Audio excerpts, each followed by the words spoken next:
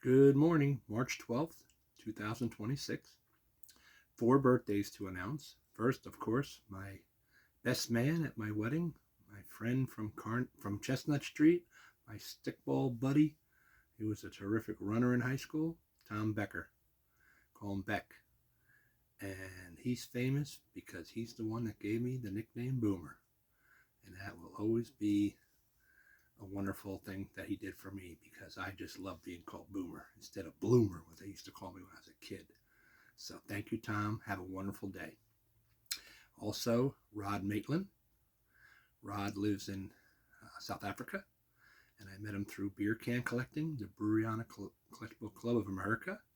We would have conventions every year in a different city, and I met Rod and became friends with him. He's just a wonderful guy. Sergio GR, Mexico City, another can collector, wonderful guy, just a beautiful family, wonderful guy, and I'm so glad that I met him too.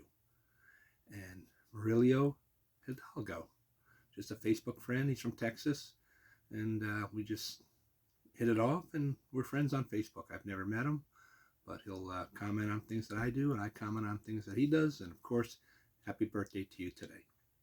Today I want to tell you the story about how I almost met Don Mattingly. I have a few stories of meeting famous people, but sometimes I just came this close and I didn't meet him. But even though I was a Met fan my whole life, I watched the Yankees too. Even though I'm a Jet fan, I like the Giants. Even though I'm a Knicks fan, I like the Nets. I'm just one of those guys that's not either or, it's both. Just one better than the other. But I was a big Don Mattingly fan. He could play. He should be in the Hall of Fame. There's no doubt in my mind. I don't know about you guys. He should be in the Hall of Fame. So my friend Joey Dilks, who lived across the street from me on Chestnut Street, where the Acme parking lot was, where they had the Acme, they tore down the Acme and they built two brand new beautiful homes, and he was renting on the second floor. And he had a girlfriend. Oh boy, I just had her name before. Julie. It's just a beautiful little blonde girl, and they made a great couple. And Joey had a gorgeous blue Corvette, and he would drive around town. Maybe you remember him driving around Corvette in a beautiful Corvette. It was probably a 1981 or something around early 80 Corvette. It was beautiful, and he would take me for rides, and all the girls would be looking at us like, "Boy, I got better looking overnight here. Now I'm in a Corvette, right?" But we went up to the Paramus Park Mall, and we were shopping. Me and Joey went up there, and we were shopping for Julie and Tammy. Julie and Tammy weren't with us. I don't believe they were. So I went over to Mrs. Fields Cookies to bring home some cookies for Tammy, and the kid behind the counter said, "Oh, you just missed it." I said, "What?" He goes, "Don Mattingly was just here." And I'm like, "Oh, you're kidding." He said, "No, you just missed him."